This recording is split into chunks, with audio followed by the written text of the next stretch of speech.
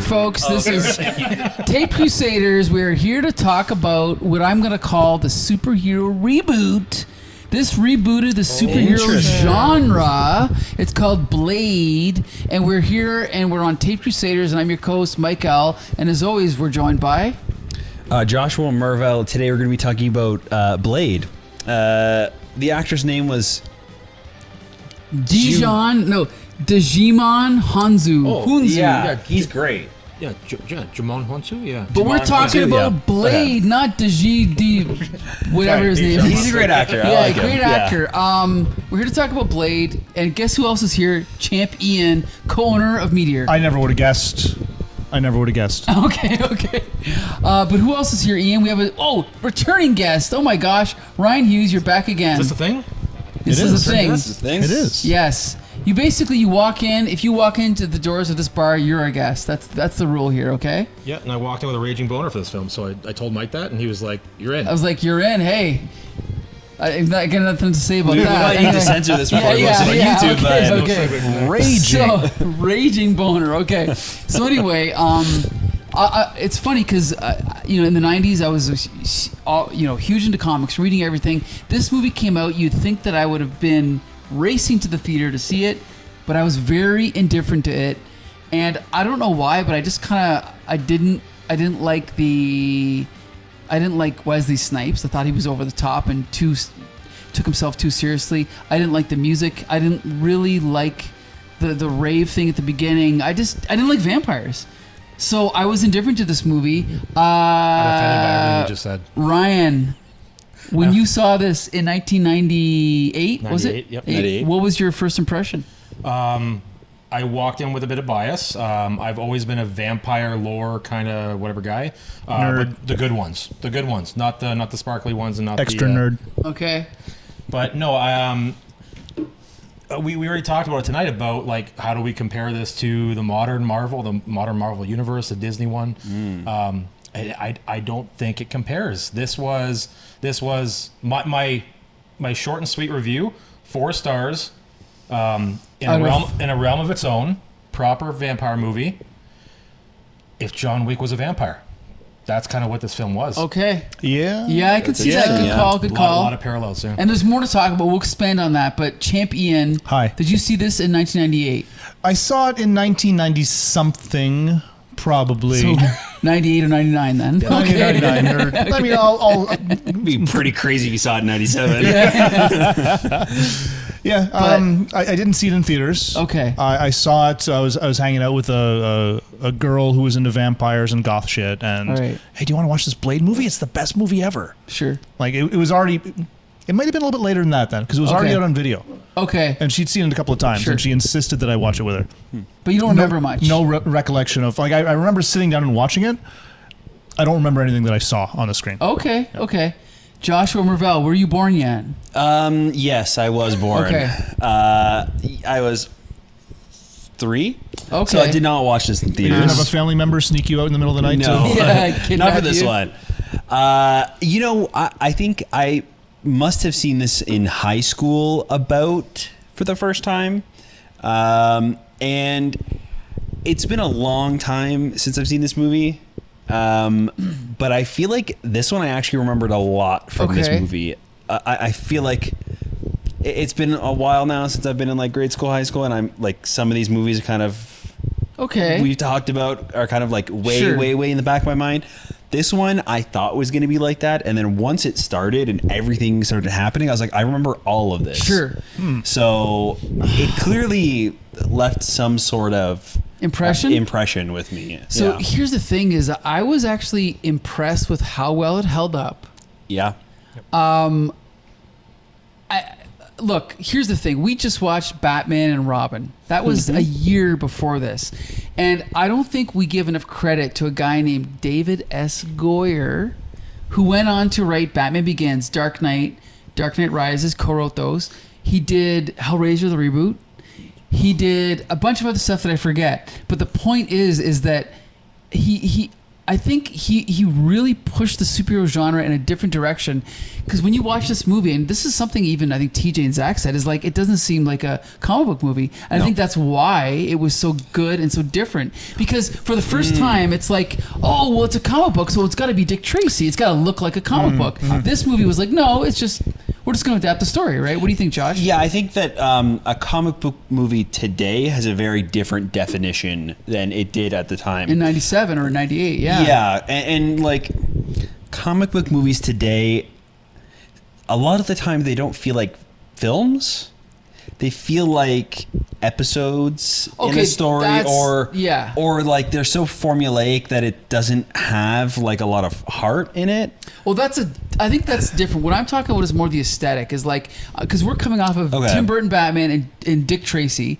Dick Tracy looks like a comic strip, like primary colors and cardboard sets and over the top villains. Whereas this is like Stephen Dorff is dressed like me, like literally, and that's the bad guy. There's no theatrics to his character or the way he dresses. He's a bit more Euro trash. Come on. Yeah, a little bit. And then like Blade. Okay, so in the comic book, Blade has a brown leather trench coat and I think green glasses, like green shades. He looks okay, but he looks ridiculous. Whereas this, like, throw that all out. This is a year before the Matrix. Can you believe it? It's proto-Matrix. They give him all black leather coat. They give him ridiculous. Okay, body armor.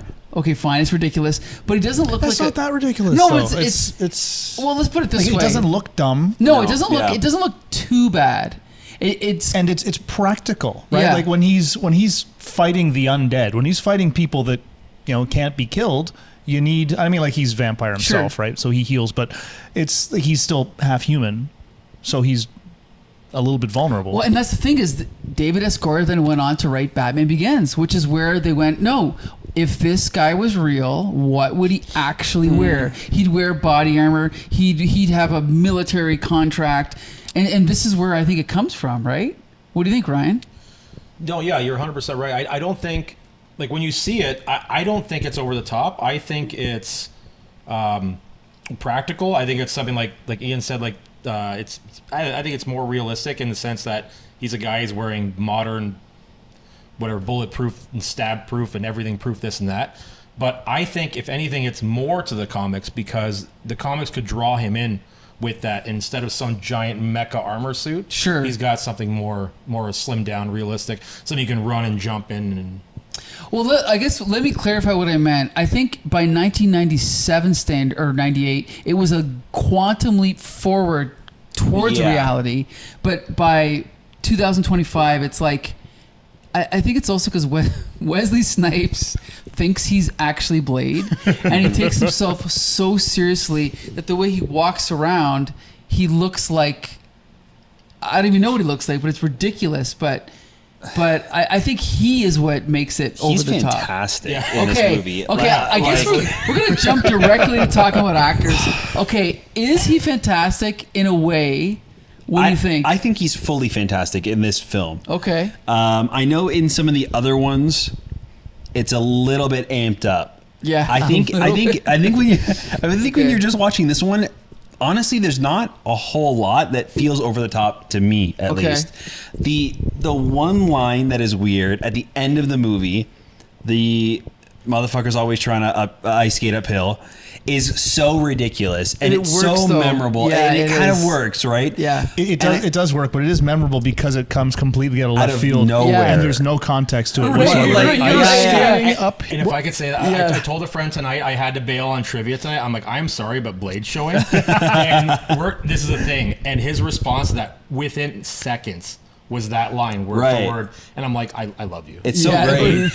And I think in some of the other ones they amp up a little bit of the goofiness because it was such a memorable moment in this. Yeah, I think that every other moment with him, he's playing it straight. It's not these like one-liner like things. I think that all of the like one-liners feel like natural dialogue at every other point in this movie. Like when he says like they're not the most dangerous thing out there, She's like, what is? I am. Me. No, it's just me. There's other things out there that are more dangerous. Like what? It's me. Yeah, and see, when I saw that as a teen, that's what I hated. I'm like, oh, fuck. He's so tough. He's so cool. But now that I watch it, it's like, oh, okay, I get it. I can take it now. But here's the thing is, like, there's this thing about when a movie, like, it's like the Family Guy joke about Godfather, it insists upon itself. Now, sometimes when you take yourself too seriously, it's a fault, but I think sometimes it helps. And in this movie, I think it helps, right? Yeah. This movie would not have been in any way as enjoyable if he didn't take himself completely, if he didn't, like you said, believe that he was Blade. Right. And he believes in this film that he's Blade so hard that I think he still believes that he's Blade. Yeah, you're right. Yeah. I think he's walking around his house by himself with his sunglasses on and that body armor and just like... Yeah, exactly. That's why he never paid his taxes for years, honestly. Or sitting in a dark room staring at a wall. No, what the fuck was that? Staring at the wall like this. I was like, what is this? Is insane. But I think you're right. Reflecting, Mike. He sells it. He sells it. I can't believe it, but he like grounds the movie. You know what I mean? Like everything else is so ridiculous in the movie that because he's taking it so seriously, you buy it. Like everything that he's saying, everything that's going on, it feels real when you're watching the movie. Like you're not like, why the fuck is any of this happening? Like you're in for the ride the entire time. So and he's fighting vampires and coming up with goofy gadgets with his friends. Like it's so ridiculous. Him and Kris Kristofferson. Yeah. Well, that's the thing is like it's not just a superhero movie, it's a vampire movie. And I think this was actually like an important vampire movie as well, right? In the development of the genre. I always saw it that way. Like we talk now in retrospect. We look back for 25 whatever years, and you're like, how does it compare to modern Marvel? It was never a Marvel movie for me. It was vampire first. Oh, it was based on comics, vampire, cool, and it was Wesley Snipes kicking ass, and that was it. Like it was. I think it was like you said. It ages well. It still holds up today. The one-liners go from being tacky and cheesy when you're younger to just like Blade lines. It's just good. But yeah, I don't think it's less Marvel and more from a comic source and just good action vampire movie. Right. I agree entirely with that. I saw this movie a long time ago. I've been familiar with it the entire time though, and it wasn't until it was going to be on this podcast that it clicked. Oh, wait a minute. This is a superhero movie? This is a Marvel movie? Right. Yep. Oh, I thought it was just some movie that some people made. Right. And I think that the key is that, again, they didn't make it look like a comic book. They just took the story and they adapted it, like adding the rave at the beginning and amping up his costume and all that. I just think that they just took what worked and threw it what didn't work. That's why I think this movie is good. Right. And the thing too is, okay, so we started with Wesley Snipes, but let's jump back to the plot for a minute. We open up with a scene with was the rave the opening scene? I don't remember. Yeah. And it's like you're kind of wondering, because it's the guy. Go ahead. If I could, a guy being dragged to a nightclub, whatever, surprise something, by this sexy girl who was Tracy Lords. I forgot about that. Okay, I didn't realize that either. Was she like adult film softcore, or was she like into the naughty stuff as well? Because when I see that now, it's like you wouldn't know that as a kid, but wasn't she known for being? She was like I think she was a porn star. Tween kind of. Yeah, I think she was like full on. Yeah, I think she was full on. Yeah, yeah. I just think that's funny because like you're looking but like at a long time, quite a bit earlier. Yeah. In the there's also some graphic shots in that scene that you wouldn't see that in a Batman or a movie. No. So this is like something different. So it's almost like they're saying, okay, forget about that. We're going to appeal to this audience. So it's like an action movie 90s audience. You're at a rave. It's like it's an older audience and it's a niche audience, but obviously it hit because it made a lot of money. And so you're watching this movie and then the blood comes down and you're thinking, what a great way to introduce this idea. Right? Interesting. It's so fun. It's so memorable. Like, how did they even come up with this idea? Like, it seems so original and like wacky that it's like, I don't know. I also like, how is this not like parodied more? Like, it just feels like one of those film moments that is like so memorable. Well, yeah, and that's why I'm disappointed in myself for not liking it more when I was that age. It's like, no, this is awesome.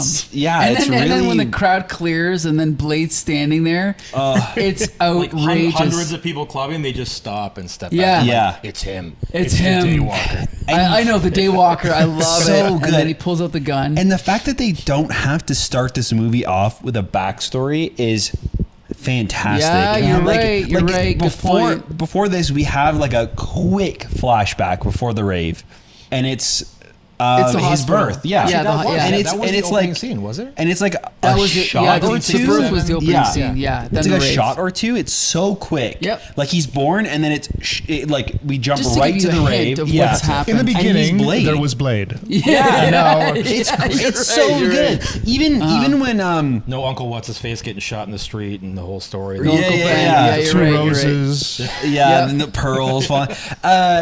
Even later on when they're telling his backstory, they don't flash back to the That's a to good the birth point. again. That's a Like good point. we just are in the moment, hearing about it, and then they move on. Like the editing choices in this movie are so like tight and quick. It's so great. Not only are they like moving the story along at such a fast pace, but the editing does so much for the comedy in this movie, because none of the comedy is like a brunts joke. Yeah. Like it's these like moments where it's kind of like dry and they're looking at each other, and then they hard cut. Yes. Like Yes. You're right. One of the like Yep. the best moments, editing moments in this movie is they've got like the flash. She's got the flashlight at that guy, like the huge The guy. enormous- yes, I forgot about him. And Yes. then he's like screaming, and she's shining the light on him, and then Blade kind of like comes back and is looking at her all confused, and she turns it off and goes, "What? He moved." And it, like, Yeah. and then it like hard cuts to Yes. the explosion. Like we are in Yes. the room, boom! It explodes like on our face, and then we're in the next scene. Like Yep. it's so like quick. I don't know. It's really clever the way that they do a lot of it. And Yeah, also, it's- you know what else is great? The visuals. Like every shot of this movie looks good. Yeah. And Stephen Norrington apparently only did like 3 movies. He had a huge falling out after, I think it was League of Extraordinary Gentlemen, which is one of the worst movies ever made. But this movie, every shot looks good. There's a lot of like visual. Again, I didn't appreciate what I was younger, but the ending, the climax in that weird room, with like the circular room with all of the glyphs and stuff like that, like that's a smart choice. And then having the whole room, the whole movie be this kind of dark noir thing, and then cutting to when Blade discovers his mother, it's pure white. The complete contrast, right? Like it's just a really smart movie when it comes to visuals. Then also the big fight scene on the subway, like the wall, like the train whipping by, the train that's 1,000 cars long, but still 5 minutes into that fight, and we're still watching the train whiz by. I'm like, wait a second. yeah. And not to mention, it goes by twice, right? It goes by Yeah, for it 5 does. minutes, Yeah, and then yeah. it stops for 2 seconds, and then there's another one. But anyway, the point is that like, or even like Stephen movie ever. Dorff with the little kid, like that whole scene was very well shot, and then throwing the kid in front of the bus, like. This movie, again, go back now, and we're going to be reviewing these superhero movies. This is visually much better than what's to come, like X-Men and Elektra and Daredevil. Those all pale in comparison to this. Yeah. Yeah, So they really get ready. do try Yeah. to kind of capture. I think in particular, like Daredevil tries to capture a lot of how this movie feels. Yep. And they can't do it. It fails. There is something just so unique and special about this movie, and I really love this movie. I kind of had that memory. Sure. And I liked it. I knew I liked it, but after seeing it again today, I'm like, I think I love this movie. It's really fun. Glad we screened it. Yeah. Visually, 99% on board with that. The CGI, It was period correct. it was period correct, and that's the thing. That's what I have to. Quality That's what I had wise. to keep telling myself watching this movie, because it's gotten so much better since then. But it was CGI was just getting to the point when they could use it and lean on it in a major motion picture like this, and it was convincing to a 90s audience. Right? Yeah. I think the only bad CGI was the skeletons at the end flying out of the people. Yeah. I was gonna say the what do you call it? The ancient vampire, the pureblood that he took to the beach and basically murdered. Oh, when he the sun. blew up, that was kind of silly. Yeah, I like the wide angle shot, Yes. the sunrise, and then it's mixed with like something from like a 1980s television show, like the fire is like spark, and then the skin melting was like very like Raiders, Yeah. But not as good. I didn't mind him melting, but then when he combust on fire, it did feel very flat. Like it didn't. Yeah, Because now you're talking about a good cinematographer versus a not so good CGI artist. Right. Right? Kind of mixed together. I think that's the problem. But let's talk about the actors for a minute. We already talked about Wesley Snipes. We have to talk about the bad guy, which is Stephen Dorff. who, after seeing him in True Detective Season 3, oh my God, I have a real appreciation for him. I think he's a great actor. I thought he was perfect for this role. Ryan, what did you think? I think he was a really, really good villain in the film.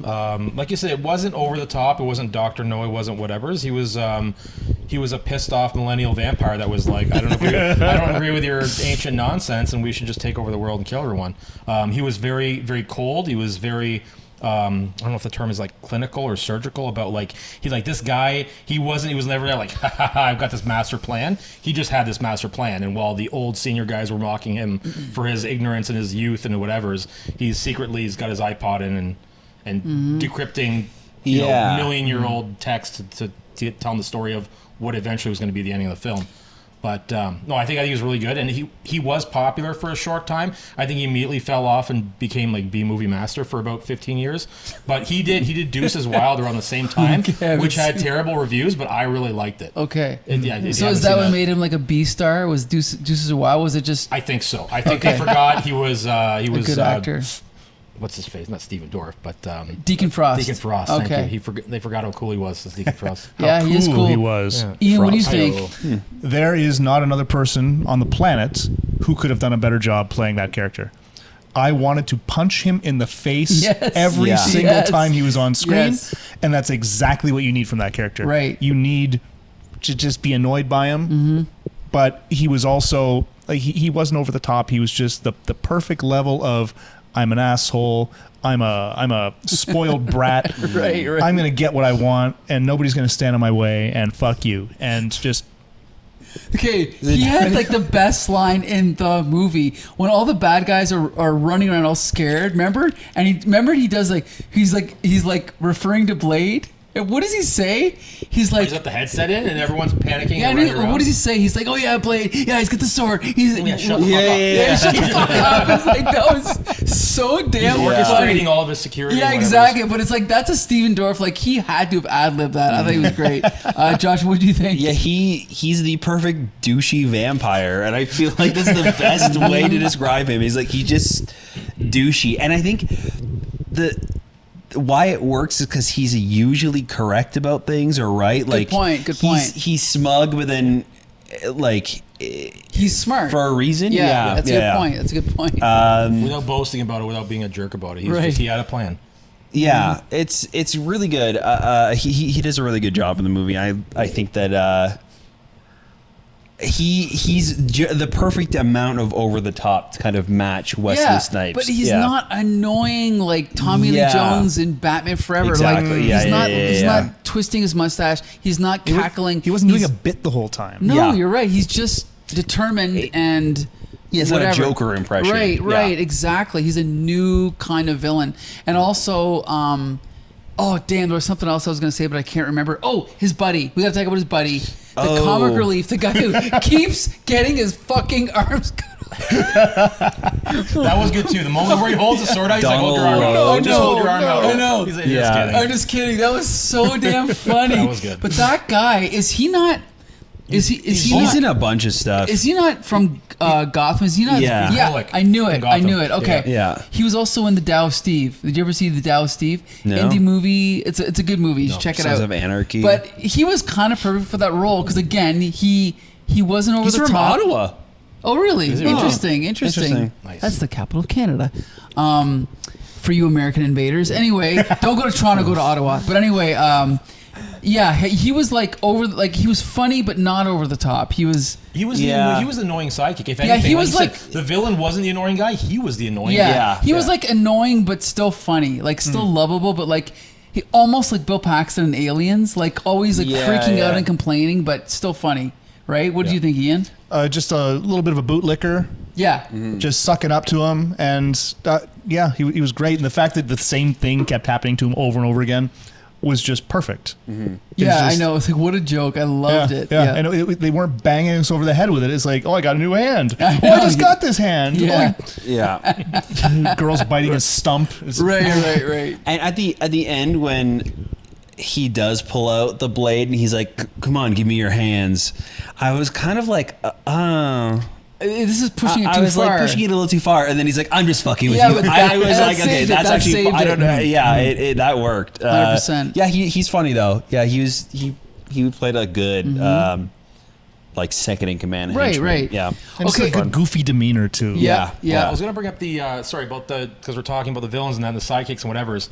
Did anyone else get the vibe throughout the film when you stop and think about it, whether it was the familiars, the human security, or the vampire security? Is it just me, or all the bad guys who aren't prime characters, vampires or otherwise, was very Batman and Batman Returns, like the Joker henchmen, like black outfit, the black caps, whatever. Sure, yeah. They all. That's how they struck me the entire time.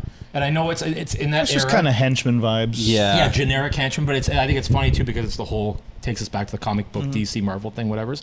That the whole time that's going on, I'm laughing in my head. I'm like, they could be Joker henchmen. Well, I even thought it was a little bit of Crow vibe. Remember the bad guy in the Crow and all of his henchmen? I kind of had the. But I don't know if that was a Crow thing or just an action movie thing. But there was a little. That was very monochromatic as well. Yeah, a little bit of that. Okay, we also have to talk about. I don't remember her name, but the girlfriend, who I think it was Caitlin that pointed out. She stood out because she actually did something in this movie. She was tough. She was badass. She was not a damsel in distress. Dr. Karen Jensen. Right. Yeah. And she got herself out of her own problems. Like when they threw her down that pit. Yeah. And found her ex-boyfriend who was now a zombie vampire. Yeah. She beats him to death, or doesn't beat him to death, but beats him with a bone and then uses that bone to climb up. And then she gets herself out. Yeah. I'm surprised that she held her own for the whole movie. She was fun. I'm surprised she does so much in this movie. Like, not only is like she's saved at the end, she's not just like some doctor in the background making a cure. Like she's running along with him. She's fighting vampires. She gets thrown to the pit. She steals the shotgun out of it. Like she's helping the entire time. She's not just the damsel in distress. I mean, even when she is the damsel in distress, Wesley Snipes shows up, Blade shows up, and then they're both captured together and they escape together. Like it's really great. Okay, one more actor to talk about, and that's singer-songwriter Kris Kristofferson, who plays what's the character's name? Whistler. I thought he was awesome. I mean, when you think about it, he's the mentor. He's like Alfred, but completely different than you'd see. Hillbilly Alfred. Yeah. I mean, I love his voice. I love his demeanor. His kind of like callousness about, if she turns, kill her, and all that, like, and giving her the advice, here's a gun. You probably got 2 days left. Yeah, you had 2, 3 at most. Like, I love all that stuff. It's like, this is now, it's almost like a Western, like clipped, short little like dialogue and a cold-heartedness about death that I think is like a carryover from Westerns that I thought was perfect. So I think he's a perfect guy. What do you think, Ian? When I first saw him, I thought this is going to be a nightmare. I'm going to absolutely hate this character. This is going to be cheesy and stupid. And it was cheesy and stupid in a way that perfectly worked. Sure. He was a great foil for Wesley Snipes' stoicism. Sure. And the only thing that I didn't, and it wasn't Kris Kristofferson, it was just the way that his character was written. The way that he died at the end was a little, I don't know. Spoiler. Killing himself? I actually thought that was really good.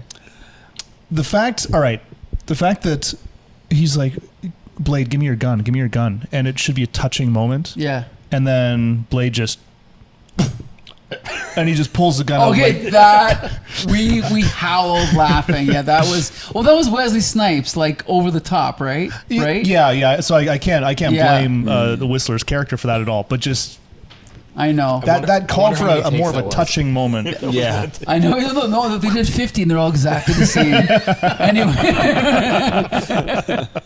I'm not going to give you anything different. I'm Blade. Anyway, Josh, what did you think of Kris Kristofferson? Yeah, no, he was really great. I think too. What makes him so good in this movie is the little like moments we get with him. Even though he is kind of like this curmudgeon, we like him, and he's like really likable the entire movie. Even when he is callous. Pouring the gasoline all over the car, and lighting up the smoke. Yeah. He's great. Old school. Yeah. He's a really fun character, and like you said, like a good foil. Like I feel like they could have fell into this trap where Blade and Whistler were too similar, and I think that he did a great job playing off of Wesley Snipes. It could have been another Tommy Lee Jones, Jim Carrey situation, right? Yeah. Ryan, what do you think, Kris Kristofferson? Are you a fan of his music? First of all. I was never a fan of his music. Honestly, I think the first time I saw this film way back when was the first time I'd seen him in anything. Okay. I later looked him up and I knew that he had acted and sang in that, but it wasn't really a film of his music. But I think, like everyone else has said, he's done a really good job. He was a good balance for Blade. He wasn't like, it wasn't sidekicky, he wasn't song and dance, whatever. But it was like they balanced each other out. They called each other on their shit. They're both kind of miserable and hate vampires or whatever, but it was just he played it like really well, and it's every single one of the heroes was just a badass, but slightly different, like in their own way. Sure. They were just badass. You couldn't help but vote for all of them. You're like, I'm on their team. So the only thing about Whistler's character that I think was a little superfluous.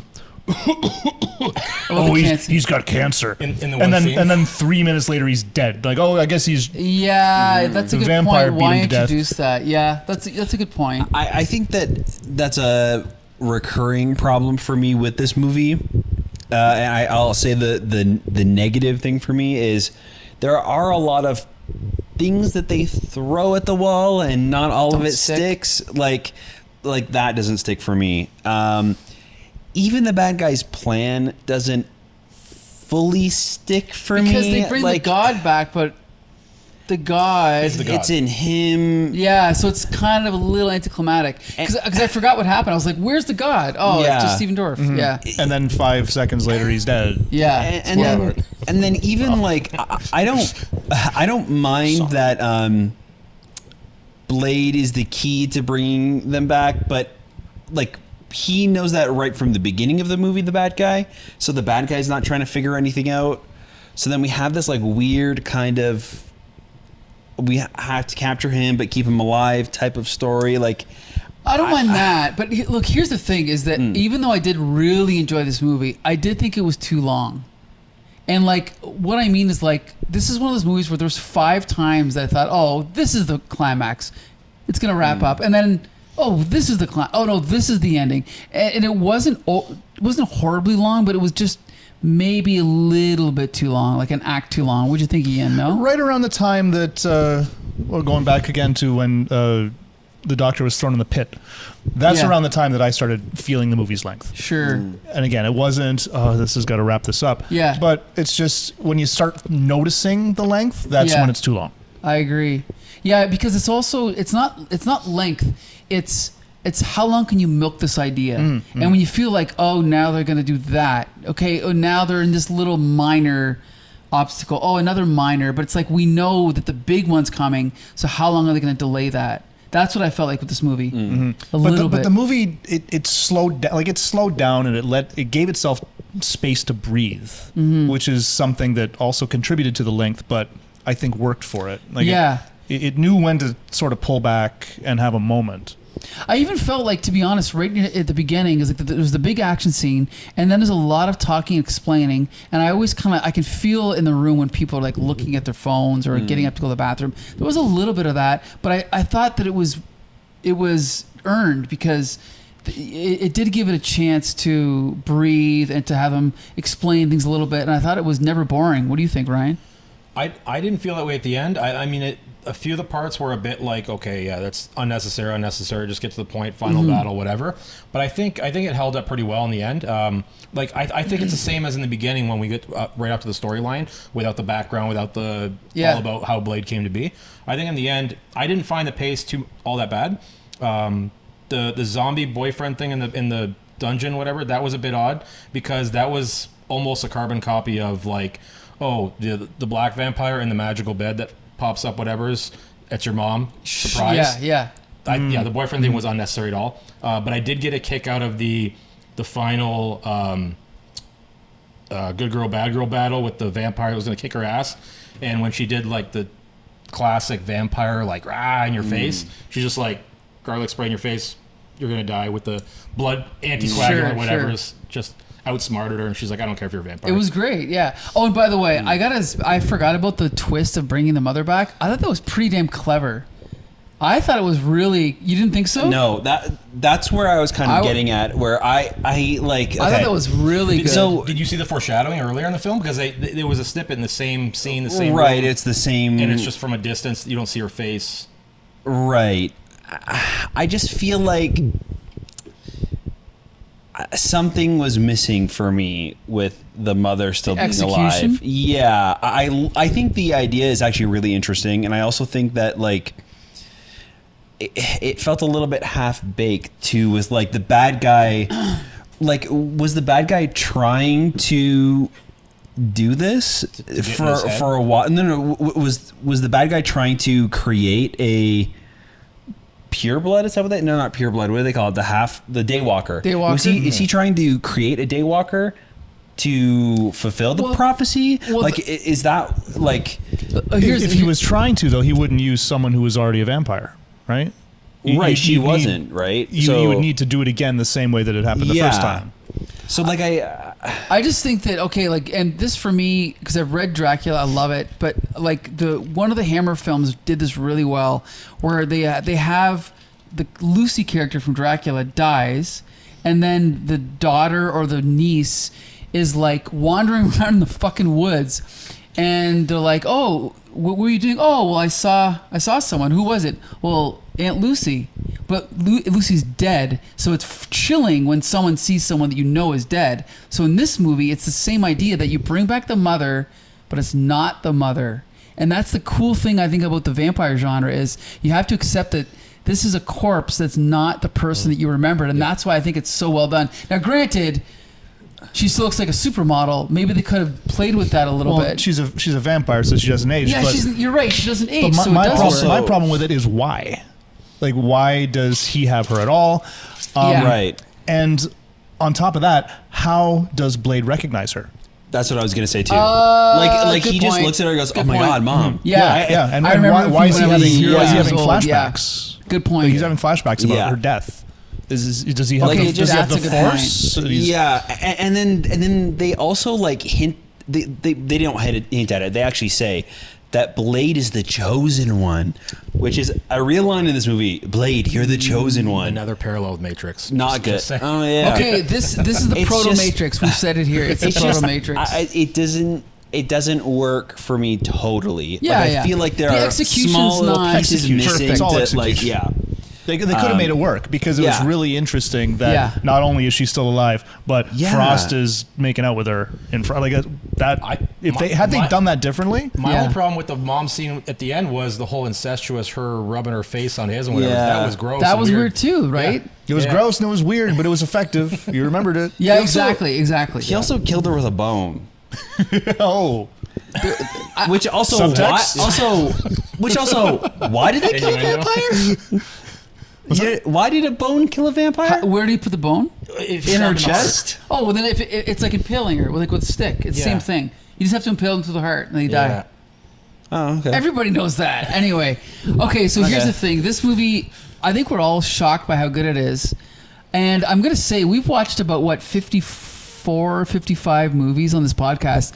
This is close to the top. I mean, there's a reason it has this reputation. It's one of the best superhero movies, at least up until this point, and even up until now. Ryan, what do you think? I think that I just remembered that I have to go and buy Blade 3 again for the third time. Why Because three times? I told you already that I've seen this so many times, but I bought them individually as it came out in DVD. And when I was younger, my house got broken into. And what pissed me off more than anything was the jackasses that broke into my house stole portions and parts of box sets and collections. And I'm like, that's cruel. If anyone's seeing this broke in my house 20-something years ago, come and get the rest of the films for God's sakes, because I'm left with half sets. And then a second time, I brought the whole trilogy over to a friend's house to get them to watch it, to tell them how good it was. This is many years later again.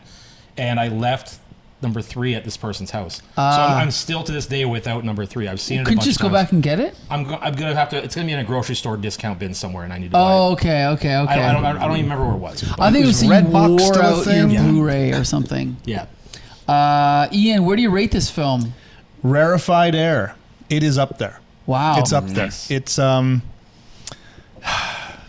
it was dumb at times, but it was always fun. Yes, start to finish, it was always fun. And even when I'm looking over at you, like how long's this train? Yeah. Right. Even when Blade whips out his gun, yes, in the saddest moment of the film, yes. I'm still having a good time watching it. I'm right, still having a good time. So yeah, I'm not shocked, but I was very pleasantly surprised. Okay, top 10.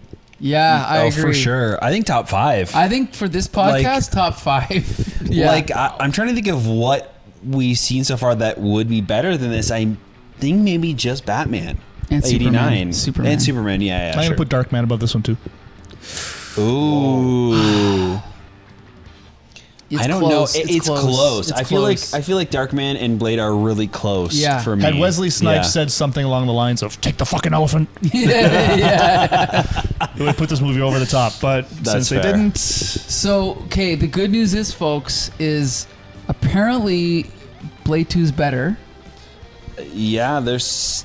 And apparently, about it being better. Blade 3 has Ryan Reynolds. So we're going to be reviewing both of those on this show. And maybe even the Blade TV show, if we get enough write-in requests, right? We'll see. They have to be handwritten. Yeah, handwritten requests, okay, in for blood. Blade the TV show. Handwritten blood. Yes. And Wesley Snipes blood. Okay, we want to thank Ryan Hughes for joining us again. Anytime. Thanks, guys. It was fun. Again, all you have to do to be on our show is just walk in the door and you're automatically a guest, okay? And just beg and grovel. Say, No. Just say I'm familiar with this movie. I think. I've heard of a Blade. Yeah. There you go. Go watch a Blade. Okay. So we want to thank Champ Ian for hosting Movie Night every week at Meteor. My pleasure, guys. Thank you. Coming up is Idiocracy is next week, and after that is the 1987 G.I. Joe animated feature. Yes, that's right. Be sure to join us. Starring Burgess Meredith. Yes, that's right. That's right, in his finest role. And Josh, tell everybody where you can see our episodes. You can find all of our stuff over on our website at thecomicbooksyndicate.com. You can also find all of the video format versions of our episodes on our YouTube channel, so check us out there. Let us know what you guys think about Blade. All right, till the next time, see you later.